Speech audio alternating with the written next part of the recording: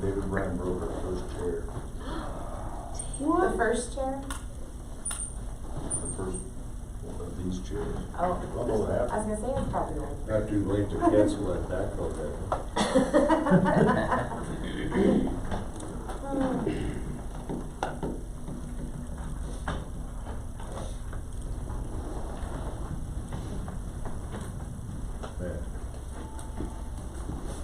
Dave, we were talking about how the chair replacement's coming out of the backhoe fund.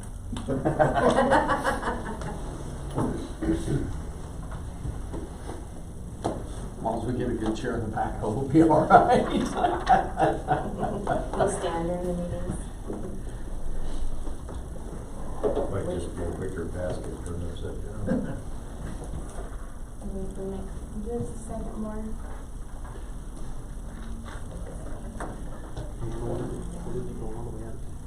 We'd have a more many with.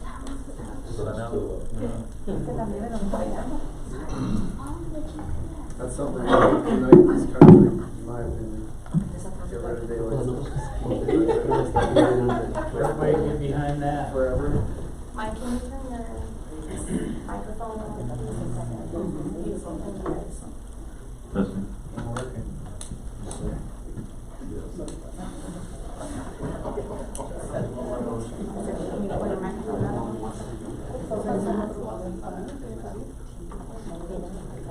All right, so I'm going to call to order the meeting, a special meeting of March 23rd, 2021. Can I have a moment of silence for all those serving inside our borders and outside, please?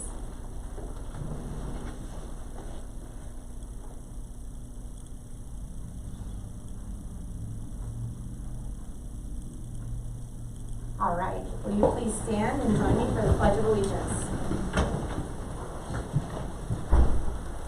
I pledge allegiance to the flag of the United States of America and to the republic for which it stands, one nation, under God, indivisible, with liberty and justice for all. All right, so I have roll call, please, Mary. Mary Ann Sandoval. Here. Mayor Pro Tem Larry Clark. Here. Mike Cowper. Here. Nick Ralston. Here. Spencer Bradnan. Here. Troy Blum. Here. Jeremiah Overman. There. All right. I entertain a motion to approve the agenda. Move to approve the agenda. Second. I have a motion and a second. All in favor? Aye. Opposed? All right. Agenda approved. Audience participation. Looks like we have the oath of office for Sergeant Vasquez. Mary. I'll refer to Chief. Chief Dwyer. Thank you, Mrs. Mayor. So a year ago, we hired a sergeant, and he's worked out very well so far. That doesn't sound very promising. Wow. No, and we've had to wait to swear him in for a year later. So if you would you let us know maybe a little bit about yourself and who you have in the audience? Sure. Pablo Vasquez, and right here to my right I have my beautiful wife, Josefina. I have my daughter Nieves, my daughter Miranda, my sister Angelica, my sister Juana, and my sister Ramona. What I could tell you, for those of you that don't really know me, is I grew up in a single parent family. It was tough. I didn't know how to speak English. I had to learn how to speak English, writing it, everything. Growing up with my mom, who has passed, and my 3 older sisters, I actually had 4 moms, which was good. You know, it was good. So I've been surrounded by ladies all my life, and I love that. I know that in the career that I have, that I've chosen, it's difficult at times. As you well know, the situation that unfolded in Boulder yesterday, innocent people lost their lives, and among them was, a fellow officer. What that does to us, for those of you who are not in the uniform, is it makes us step back a little bit, and it makes us realize that, number one, life is so fragile and the job that we do is scary, you know, and it's dangerous. And what has helped me through the years is their support. My wife and my daughters, very supportive of what I do. They've seen my ups, they've seen my downs. My sisters, they've been wonderful. And I believe that our mother installed that in us is, you know, just be a family, help each other out. And they all know my ups and downs, working in this capacity. But, and they, sometimes my daughter says, Dad, I need you to retire now, you know, because I get it, you know, she's nervous and she's scared, and especially of the stuff that's happening. But I love this job. This is what I chose, and I've been doing it for a while, and hopefully I can do it a lot longer if somebody allows me to stay here. But that's a little insight. We grew up in Longmont. They're still there. We're still there in Longmont, and that's a short, in a nutshell, my life and stuff. None of us knew how to speak English. We all had to learn how to speak English. But we love this country. There's so much help here that assisted us as we were growing up, and I'm glad that they did, because we would have been really in trouble. With my mother only having a kindergarten education, it was very tough for her to get a job anywhere. But she always told us, hey, we're here, you know, to progress. You don't go out and do bad stuff, because then you're going to hear it from me. I'll tell you what, I was more, and they can tell you, I was more scared of my mom when I got in trouble than the cops, you know, when I was growing up. So, but anyways, we're glad we're here. And I also want to say that coming here, I wasn't sure what I was going to expect. But everybody's been so welcoming here. The citizens, the leadership that this organization has in place is great. We got the correct leaders in this organization that just become greater. So to me, it's an honor, it's a privilege to be here working for you guys in the town of Platteville. Well, we appreciate your service. Thank you. Thank you. Mm-hmm. Welcome, ladies. Thanks for sharing with us. And if you would swear him in, please, Mary, then give his wife his badge to Anna. Okay. Let me get my eyeballs. Who's got my glasses? Who's got my eyeballs? You got my eyeballs?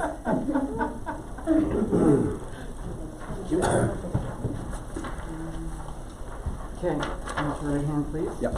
I, Pablo Vasquez, do swear I, Pablo Vasquez, do swear that I will support the Constitution of the United States, that I will support the Constitution of the United States, the Constitution of the State of Colorado, Constitution of the State of Colorado, and the laws of the State of Colorado, and the laws of the State of Colorado, and will faithfully perform the duties and will faithfully perform the duties of the office of police officer of the office of police officer, upon which I am about to enter, upon which I'm about to enter, to the best of my ability. to the best of my ability. All right.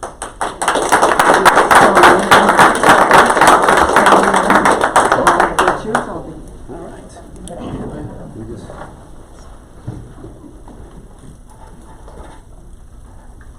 So now do we start paying? All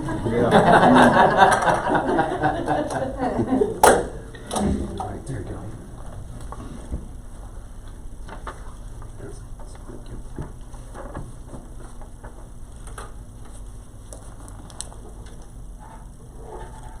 Stick it really hard on his chest. No, no. All right.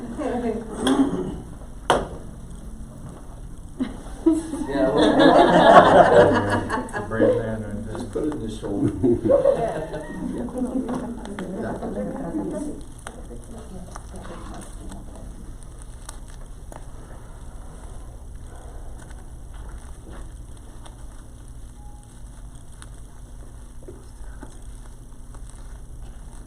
All right.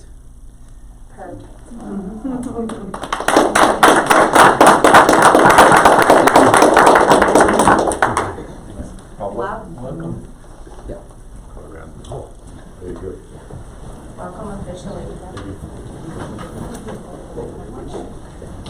Good.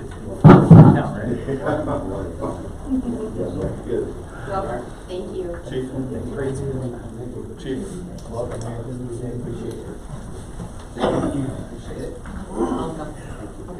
Congratulations. Thanks, Dave. Appreciate it. Yes. Picture you and your wife and your family. I'll send it to you tomorrow. Let's get you guys up here first. Yes, if they're comfortable taking their mask off, they can probably. You guys can take your mask off, yeah. Let's get them off here. And just hold them to your side there. So we'll do with my immediate family, then we'll do with my sisters. Absolutely. Okay, on 3. Can't see mom. Mom, can't see mom. Can't see mom? Yep, just a little bit. Go down. Can you switch places? There you go. There you go. Perfect. There you go. Okay. Kind of. Okay, on 3. 1, 2, 3. And one more. 1, 2, 3. Okay, rest. All right. You guys can stay here. You broke out my new camera, Mary.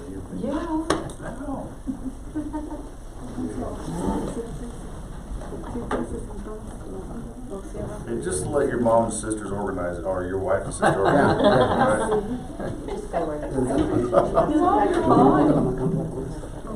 Ready? Can we fit right there? Okay. Okay, We good? there we go. On 3. 1, 2, 3. I want to squeeze over this way for your wife. There you go. 1, 2, 3. All right, I'll send this to you tomorrow. Thanks. Thanks, Thanks, guys. It's good to be here. Appreciate it. Appreciate all you guys. Thank you. Thank you. Okay, so all the tickets before the count, right? I'm just trying to help you. Are we good? What's that? That's it, you got pulled over recently. I haven't, no.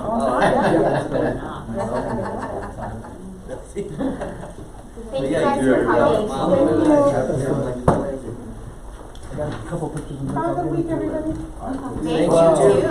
Nice meeting you. Thanks, guys. Nice meeting you guys all. Thank you. What's that? Okay. I can't wait. Somebody's forgetting their Sounds good. Bye. Nice meeting you guys. Thank you for coming very much. Oh my gosh. I work for the town and work for the school That's district. nice. Good for you. So we all have to be good. Thank you. Thank you. Thank you.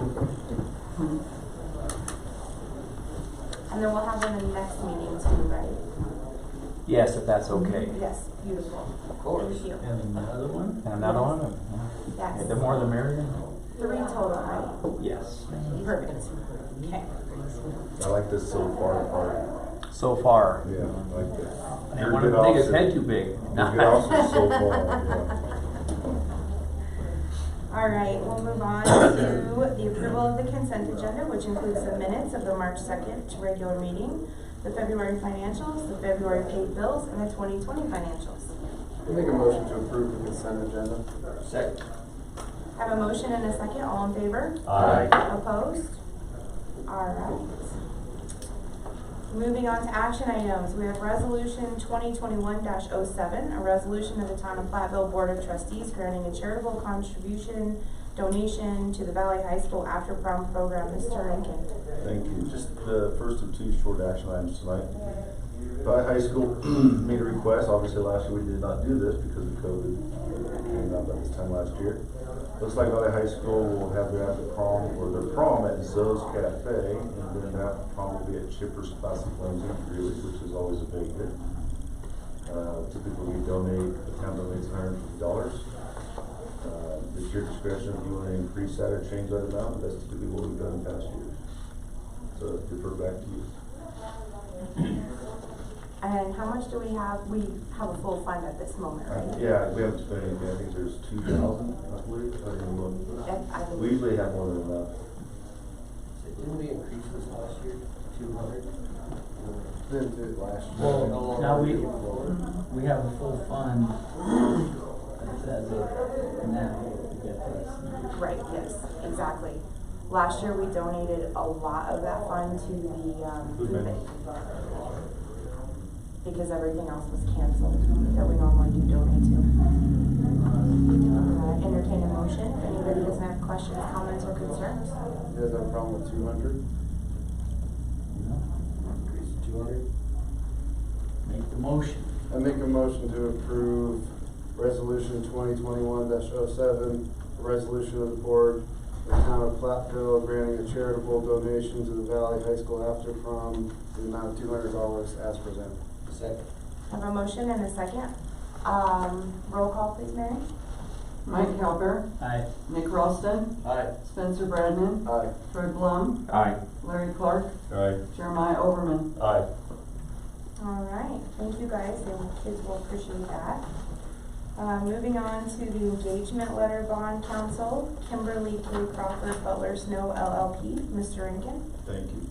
As part of our requirement with the wastewater loan application, we require the town to provide bond counsel as well as legal counsel, which is Kendra Carberry. I reached out to Kendra, and she recommended Kim Crawford with Butler Snow. There's not that many bond counsel people out there actually. They all charge pretty much the same basic flat rate fee. She's been working for the last couple of weeks. Actually, yesterday I received the draft ordinance that the board will see at the next meeting on April 6th. That will be the required ordinance to authorize the loan application to the state for the $6.3 million. The way that's going to work, not to get hold ahead of myself for next meeting, is that we get approval by the 6.3, then we can reduce that total bond amount at the end of the day once we decide when the 90%, the 100% design is done, what we actually need. So that whether it's 6.3 or 4.9, whatever, but we're pre-approved for the full amount. So this is being presented tonight. It was sent to me. She already started work on it. It was kind of a virtual handshake that we would do this. It's required. We can't not do it. Kendra's worked with her before. They've worked together on other projects. She's very well versed. We've had some long conversations on what the town is pursuing. Again, the $10,000 is pretty much a standard fee no matter who we hire. And she's also well known with the Power Authority. Is that right, David? The Power Authority that is overseeing the bond. So she's got a good relationship with them. They know each other by first name. So I don't see any hiccups with this process with what they're required to do on behalf of town. And they protect our assets and our liability by making sure we do things correctly by the state. So that's all I have to add at this time. Questions, comments, concerns? Entertain a motion, please. Move to approve the engagement letter as presented and authorize town manager to execute the same. Second. I have a motion and second. Roll call, please, Mary. Nick Ralston, Aye. Spencer Bradman, Aye. Troy Blum, Aye. Larry Clark, Aye. Jeremiah Overman, Aye. Mike Calper. Aye. All right. Thank you, guys. Moving on to wastewater treatment fund update. Mr. Rankin. Just to add to what I already mentioned, the loan application draft is being reviewed now by the state as well as our bond council actually proposed it. I haven't read it yet. I just got back from the office yesterday. But that will be coming in front of the board on April 6th unless there's another issue. I don't see that happening. The other thing I'm going to add before I turn over to David is I received this past week the final grant contract from DOLA for the $800,000 that we will utilize toward paying down that service for construction of the new wastewater facility. I will mention also that we applied for a small community wastewater grant application, and with a maximum award of $400,000. That went in last week. I think it's in a couple weeks. It's a pretty short window. It's pretty similar to the WQIF grant we applied for not so long ago, which is $140,000. This one's a little bit more. It's a guessing game whether we're going to get it or not, but we're going to go after every grant we can. And the way it works is in the billing week you may see is we're going to pay JV about $1,000 to write the grant, because I don't know the terminology like they do. But to me, that's worth the investment for us to go after these grants. As of right now, I don't know of anything else out there, and our timeline's kind of shrunk, but hopefully we get something. So we'll see how that works. But David, do you want to give an update on the design and engineering status of the plant? I really don't have much to add to my written report. That's the first few bullet points of my report. Troy gave you the update on the SRF, the fact that we were approved for the full amount. We have asked Ruff Tellis to update, and we should have that by the end of the month or the first week of April, a more updated financial analysis, review of everything based on a couple of different scenarios. If we leave this much cash in the bank versus expending a bunch of it, just a couple of different scenarios that David Green and the folks at JVA recommended that we have, so that we just kind of have some options available for the board to look at and say, okay, this is what we think we want to try and do with the grant. If we get the other grant that Troy just talked about, if we get the or you know, a couple of decisions as far as like the decommissioning of the lagoon. We are going to get a hard number for that as part of the bid process, but then that will be a decision that will be above my pay grade and probably above Troy's as far as you guys helping us decide, is this the direction we want to go and do that quickly, or do we let it dry out over a couple year period of time and we don't expend that amount of money? We'll have some better numbers for that. So that was part of what was going on there. And Troy stole my thunder with the last bullet point there, that we had applied for the other $400,000 grant at the time. That grant is not something that's on a regular cycle. It just gets thrown out kind of sporadically. I think it's been 2.5 or 3 years since the last time it was offered, and it's got a very short application window. So, and we scored well on like 60% of the criteria, and it's engineered or driven more towards small disadvantaged communities, and we don't have disadvantaged community status because of the fact that we're a little bit over the median income, right? Income. And so we don't score well on that 40% of it, but the other 60% of it we scored well. So it just depends on how many people applied for it and how much might be available. But every little bit helps, and we're going off after anything that we can to supplement to make sure we're getting it as best we can. So, David, is that grant, is that state money? CDPG. Oh, okay. It's state money. Okay. Sorry, I didn't know where it was coming from. That's a great question, and I was kind of had that blank look on my face because I know it was money. I just don't remember whose it was. We're hoping to make some of it ours. Doesn't matter. I think, didn't they have like 4 million? It was right at 4 million. So, and it's a no match grant opportunity. So that's always the best grant to apply for when there's no match requirement. I think I saw where the most recent COVID relief package has some provisions for wastewater and water treatment And then, in there as well. For infrastructure and utilities, absolutely. And I'm trying to track that as best I can. Right now, the plat allocation is still around $500,000. But I'm not sure. But this could be in addition to that. That's in addition to that $500,000. Right? yeah, it's in addition, yes. Because the last stimulus package, the Biden stimulus package, whatever the official term is Right. local state governments receives a next amount of portion, $350 million. I think Will County has 17 million allotted, and based upon population, ours is $500,000. So we'll see. Who chases that down? Is that JVA? Is that a combination of you guys and JVA? The what? The stimulus? These sort of monies that are becoming available that weren't necessarily available before. This grant is something that either us or JVA finds out about when we apply for it. But as far as the stimulus money, we're not chasing anything. We're just waiting for it to be received.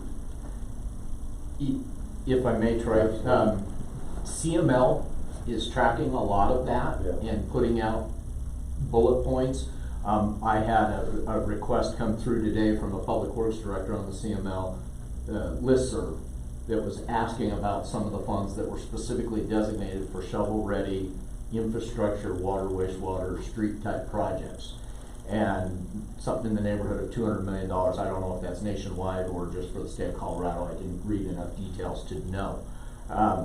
And he was asking if anybody else had heard about it. I hadn't, because I hadn't dug into or looked at that, and then somebody at CML popped on there and said, hey, wait a minute, this hasn't actually been approved by the legislature. We're expecting it in the next week or two, maybe by Friday, whatever that first Friday in April is. They were expecting that the Colorado legislature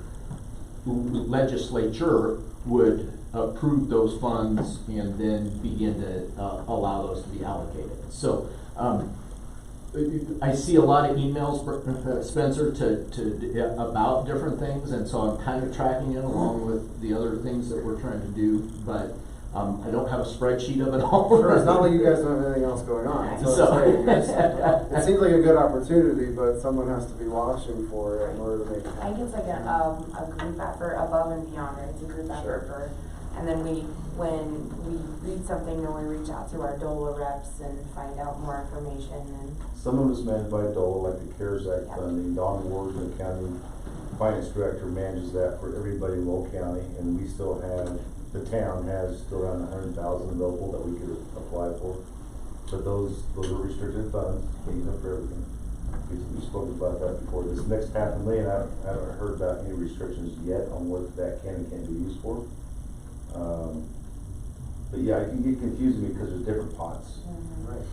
So we kind of have to watch. Like David said, CML's been wonderful as far as sending out weekly updates, tracking those Senate bills, and like you said, the Colorado State Legislature still has to take action on appropriating these funds, just because the federal government allocates to the states, and the states and the governors and legislatures then has to reallocate to all the counties, municipalities, and cities.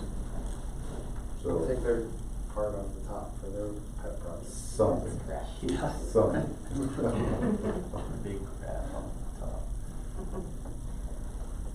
That's all we have for the wastewater update at this time. We'll have more, kind of a lull the last couple of weeks, but then I think the next meeting's coming up that they would be part of in the next week or two, I think, with JVA and mulch construction. Yeah. Okay. They will have the 90% plans done the end of the month, and then Mulch will get 4 weeks to go bid those and get hard numbers to bring us back the GMP number at the end of April. any other questions, comments, concerns? Thank you, guys. Moving on to reports. Ms. Thomas. So you have the recreation report for March. As I said last month, things are starting to really pick up. Activities with the seniors, we're starting to do more. We just had our senior advisory board meeting, and they want to move forward with starting the process for congregate meals again. So I reached out to Meredith, and we are, she sent me what we need to start with. Also knowing that it could all potentially change again the middle of April. So we're going to start that process in the next couple weeks and see where we can get with it. We still will be offering the curbside pickup because that has been very popular. There are some people that don't want to sit and socialize, they just want the meal, and the point is just to get food into their, get them food. So we'll be continuing with that. We applied for the Greeley Weld Senior Foundation grant, and we did get that. We got $1,400 from them. So we will be using that to go on some field trips to subsidize the cost of the field trips so they're more affordable.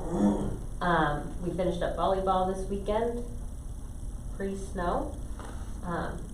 It was a good tournament. So we'll move into summer activities with adults, horseshoe tournaments, cornhole, and the grass leagues that we had as well. Youth programming, that information is on there, Viking time. I wanted to update you guys and let you know that we did get a grant from the United Way to help with scholarships for kids, and they increased that this year to $5,100. Wow. So that's great. We got that, and we are registering for softball, t-ball, coach pitch, and baseball right now. So Thank you. Any questions for Mrs. Torres? Have you heard anything about that summer feeding program happening this year again? So they just reached out to us about the program. We're trying to check with the school district first to see, because in the past, they've been the ones that have hosted the program. If they aren't going to take it on this year, we're happy to take it on and do it again. I felt like it was a great service to the community. We'd reach out to the fire department to see if they could help us again, because it is a lot to get. It's over 2,000 meals per week that we hand out. So we'd work with them to do it again, but I'm waiting to hear back from the school as to whether or not they're going to take it on. So the school usually has the food bank do it, right? Oh, okay. And the food bank they were closed for COVID, Okay. and that's why they called us last year. But usually the school sets it up and then the food bank takes it on. Well, County Food Bank? No, our food bank, St. Nicholas. St. Nicholas. Yes. Food Bank. Mhm. Yep. Okay, so I can reach out to them. If they want to do it, they're more than welcome to. Sure. We just don't want it to not happen. I'm sure they would probably be interested in taking help. That's a lot, but Yeah. Perfect. Thank you. Yes.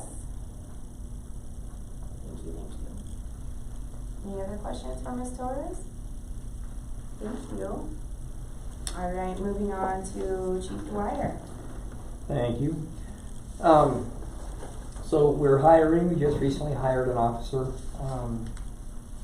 He's working kind of a modified shift right now, and as I mentioned in my report of the last 16 weeks, and then if they need to go a little longer, they will, that's called remedial, they'll get remedial if needed. He's new, he just got out of Red Rocks Academy last May, and so you guys probably won't meet him till summer when he's released. We'll get someone sworn in next month, and then even with that said, we're still hiring, and the applications are slim. But we're making it work slowly but surely. We're getting applications in, and slowly, hopefully, gonna have everyone staffed and ready to go. As I mentioned in my report here, we got a new car from Hudson that is not ready yet, but should be in the weeks ahead. Happy to answer any other questions that you have. So the new officers come, he just finished, you said, a program at Red Rocks? Yes, yeah. Usually an academy lasts 6 months, where you could go at night, and every Saturday, and that lasts about 9 months. So he went through a 6-month academy, and he got released 6th of last year from the academy, and he submitted apps, and no one hired him, and so we got lucky. I think he'll work out good. Is he fairly close? I'm sorry? Lives fairly close around here? He just got a house in Frederick. His wife's a nurse, so it works out good. Both of them, I think. She works in a nearby hospital. Any other questions, comments, concerns? How soon do you think the resource officer, Antonio, will be ready to go where it shows here 21, 22? Sure. Well, and is how this was originally going to work is he was going to go shadow Matt and work in some of the schools and see if he's well received by the staff and by everybody, and make sure it was right for him and staff and kids. He used to live in Florida. Well, he just went to vacation in Florida, asked his significant other to marry him, and he recently, just yesterday, said that they may want to move to Florida. So what I'm getting at is he may not be moving to those schools at all, because I don't want to shake things up if he's not serious about this. And Matt's in the schools now, and he's retiring after next year. So I would like to get someone in there this longer term that wants to be there. I don't want to hire Antonio in the schools and shake things up, and they get used to him, and then he leave. And so it's leaning, and it's leaning that I haven't talked to you yet. I haven't talked to the town manager about maybe just letting Matt run the show through the end of this year and get it back out there, but we advertised for an SRO for over a month and a half, and 0 apps. I did get one a couple weeks ago, and I hadn't reached out to him because we were hoping that Antonio would work out. So there's hope, but it's not looking like Antonio's gonna move in the schools after all, like my report says. It changed since then. So it's so hard right now to have applicants, and the apps just aren't rolling in, and that's no one's fault. But we'll get there. There's still quite a few agencies hiring right now. All around us. Yeah.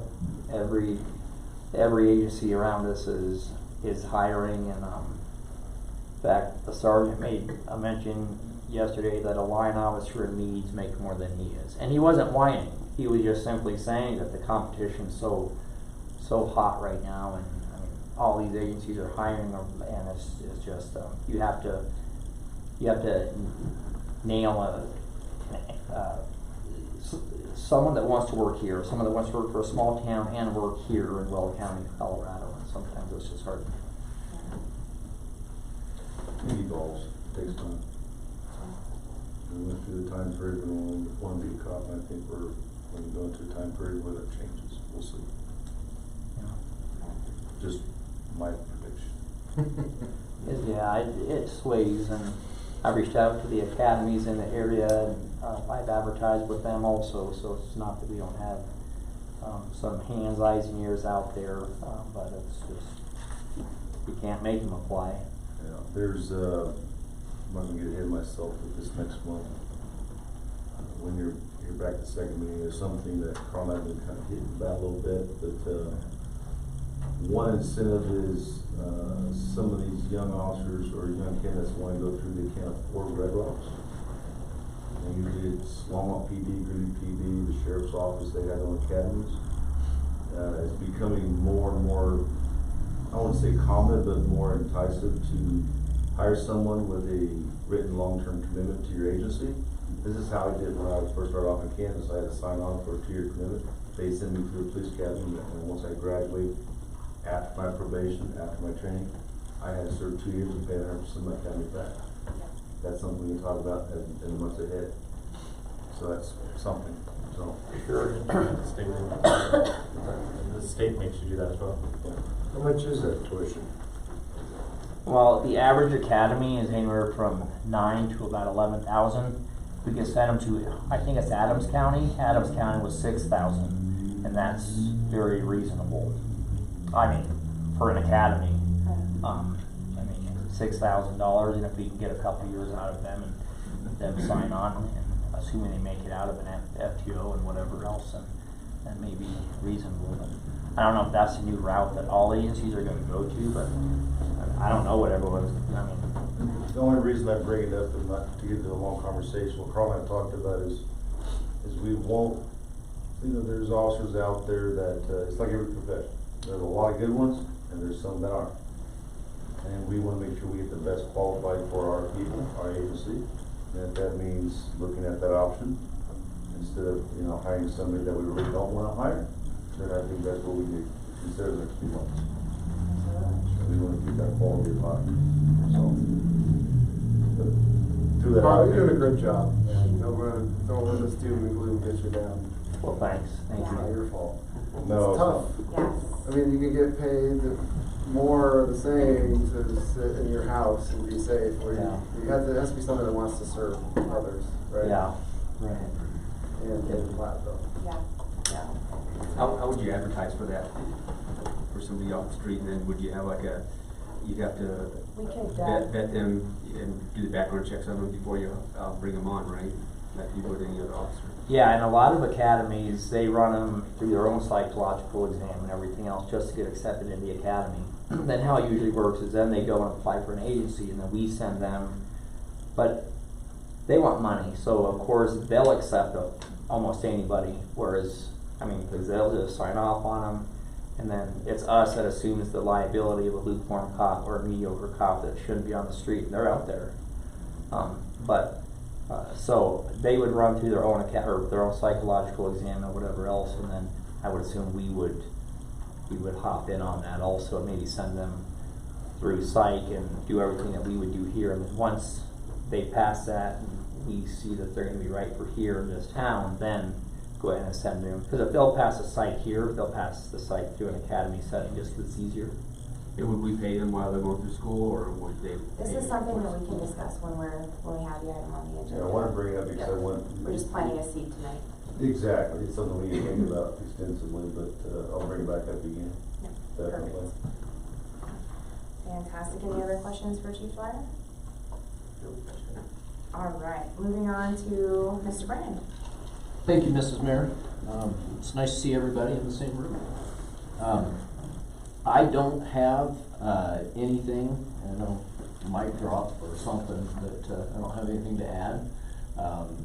If you have any questions on my report, I'd be happy to attempt to answer those. We did schedule cleanup days for mid-April, so as usual, we can probably expect another spring storm of some kind then, but we'll see. Hopefully not quite as bountiful as the last one. You can have it at the lagoon?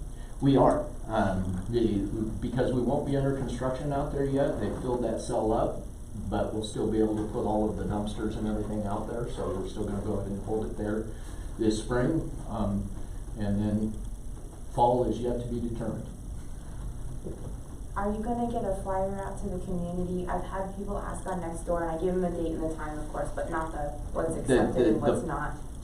Correct me if I'm wrong, I think the flyer's going out with the billing next week. Usually that's how we do it. And so that's going out there, and then Officer Bonner has taken his staff to start distributing. Awesome. And encouraging. Fabulous. Thank you. Any other questions for Mr. Ryan? All right, thank you. Moving on to our town attorney report. I told her she'd have to be here tonight. Perfect. Then Mr. Rankin, that leaves you. Just a handful of items, as you well know, I was out I missed the storm event. Senator Teddy Cruz has come to mind several times. I've been taking that heat for a while, but yes, I do believe 4 days before the storm. Town right before the storm. I did. But saw a lot of baseball in Arizona, and I had a few text messages after the storm. Adrian and I spoke, David and I, Todd, but monitoring it best I can. I think Adrian, compliments to you for handling the mass chaos on social media in our residents, which is what we really should do. And Todd and I talked to Todd early on the snow event about contracting out to get help. So I'm going to bring that up. We expended right at $17,000 for contract help to help our public works staff. I would say they're prepared, but the heavy snow bogged down our equipment. So we have a purchasing policy, which I stepped outside the bounds of. In the emergency sections of our purchasing policy procedure, I'm required to provide a memo to you at the next regular meeting after the event, which is tonight, outlining my decision to expend funds that I was not initially authorized to do so for the purpose of emergency services to maintain safety of the community. So I'm giving you a memo outlining what I did, along with the invoices that I have authorized to pay. Again, this is in accordance to our purchasing policy and on my full transparency to the board. So if you have any questions on that, I'd be happy to. I'll send it to you electronically, Mary. I forgot to today. Yeah, I have something with that. But I wanted to address that in the public meeting because I wanted to be clear on. I'll be honest, I'm struggling with how much snow we hauled away. Sure. That melted within 72 hours of it being hauled. I understand that. Totally understand why we almost doubled our whole snow removal budget on one storm. And it's a judgment call. In all fairness, it is a judgment call. I wasn't here, but I relied on people who were here. They sent me a bunch of pictures.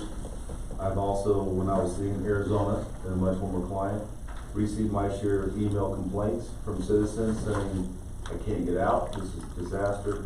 So it's a judgment call. So when I spoke to Todd, who was our foreman in charge at the time, I said, use whatever local contractors that have the expertise, the equipment, and the manpower, and the employee staff to move as much snow as possible. Don't just push it to make 5-foot mounds along all the curves. Get rid of it. And that was my call, and that's what I did. I knew it was going to melt even relatively soon. But the hassle of dealing with it at that time, yes, we spent some money. Not on that. I will. So, water piling up on Main Street and Division was pretty brutal, and with mass snow melt, you don't have, you know. Storm drainage was a consideration, right? There was a lot of snow being hauled from places that weren't Main Street or Division. No, it was hauled from everywhere in town, because it has to drain from everywhere. And I will say, when I got back, I drove every street in town. Main and Division, I told Todd, and he's not here to, you know, partake in this conversation, but I said I want it cleared curb to curb, because Main and Division are main drainage routes, because those are collectors, and those are our main transportation routes through town, emergency routes. Grand Avenue is the same way. When I drove Thursday afternoon, after I got back from Arizona, through Rogers and Stevens, there's mounds everywhere. Some were one lane passing. So I sometimes question, was enough snow hauled off? It's a question mark. I had a fair share of complaints that I can't park in front of my house to these mountains. So again, There's a private industry that moves snow. I know. The streets are our responsibility. They are. And again, I'm gonna own it, I'm gonna defend it.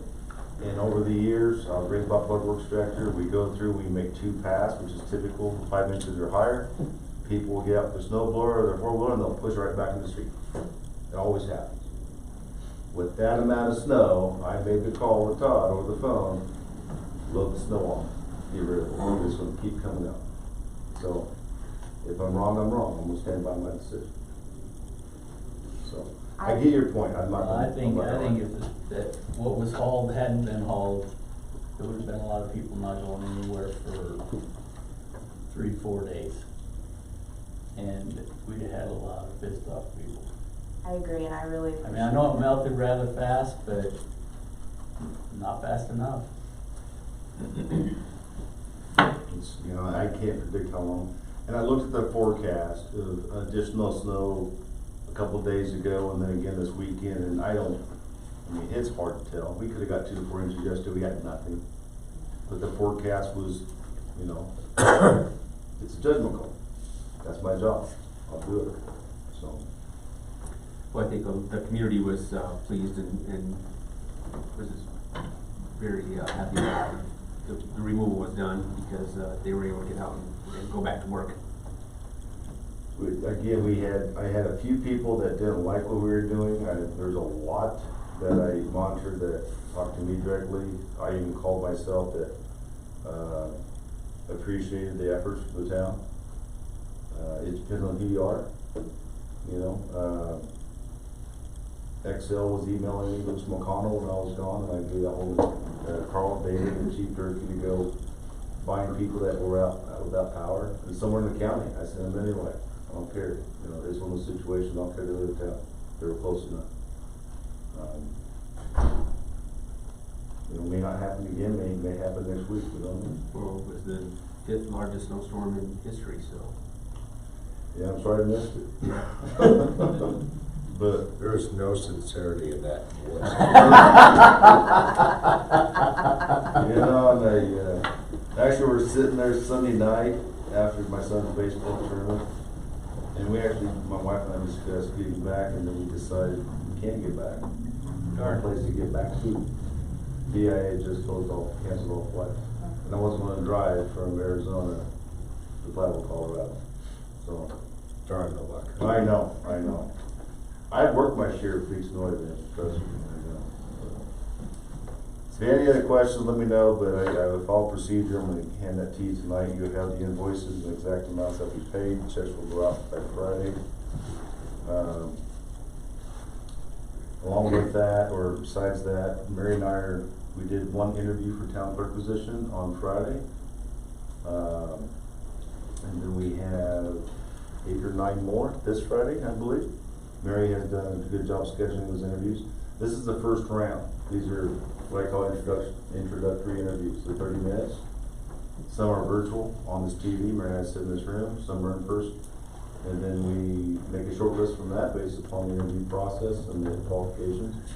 And then I will ask the mayor to be involved with the second round, along with another town clerk. I asked Mary to choose of her choice that could help go through that process to help make the best decision for our next town clerk director. So, Would you let them know that we're hiring too? That the PT's hiring. Town clerk doesn't work out. Just head down the hall. How about wearing a badge? I had right at 50 applications or interest, I should say, because a lot came from Indeed, their resumes. 2 of them, Carl, were actually firearms instructor certified. Kid you not. Good They start. were. I don't think I asked them for interviews, but they were certified. Working a little bit on Harvest Daze. Actually, today I booked, we didn't have anything last year. As far, we had a small Harvest Daze event, but I didn't have my golf tournament, which is a big fundraiser. I booked that tournament as of today for this year for Friday the 13th of August. I know it's a bad day, but I booked Friday the 13th of August. Make it interesting. It'll make it interesting. It's always a party. And my schedule, and he had other tournaments that had already booked because everybody's chomping to get back on the golf, to be honest with you. So that's a big fundraiser for Harvest Daze. I will know in a couple weeks when the Harvest Daze committee last met, there's a decision to be made if this is going to be the 150th or 145th year of Platteville. So it was founded in 1871, it's incorporated in 1876, so which is it going to be? So the committee opted to have me ask museum ladies to make that decision. So I will let you know if we're going to have the 150th anniversary or the 145th. They're like the major. Let's have the of the town. 150th, and then 5 years from now we'll have another 150th. Wow. No one will remember. Right. We've had 2 big parties. I like that 150th part 2. Yeah. I like that. Might as well. Why not? I can see the Nobody will museum ladies remember. agreeing to that. I won't remember. Well, if you know the museum ladies, the historical society officially, but museum ladies, they have quite a sense of humor, Mike. Yep. And they're going to say, let's do 150th now, because I don't know what's going to happen with me 5 years from now. That's how I they like think. your way of thinking. Yep. Last 3 things, actually 2 combined. Monday is our annual financial audit. So David Green and the accounting firm will be here to do our annual 2020 audit audit our 2020 financials. The CIRSA audit I'm preparing, I should get that in the next 2 weeks to CIRSA, that David and Mary and Carl and I work on. Primarily Janice involved to some degree. And then I had mentioned previously about having a study session with the board. What I'd like to do is schedule a joint session with the board and the planning commission to discuss planning items. I have some information about Platte River Farms. I spoke to she called herself a landman, but she's an attorney for Occidental. That we had a long conversation on. There's 2 service use agreements from 2005. One Platte River Farms was platted and annexed into Platteville. We went over those in detail. As of right now, those SUAs are not encumbering that property very much. So that's something that holds up the initial agreement. I had to reach out to Midstream. They have some old abandoned piping in there that that upon my request they will probably remove at no cost to the town.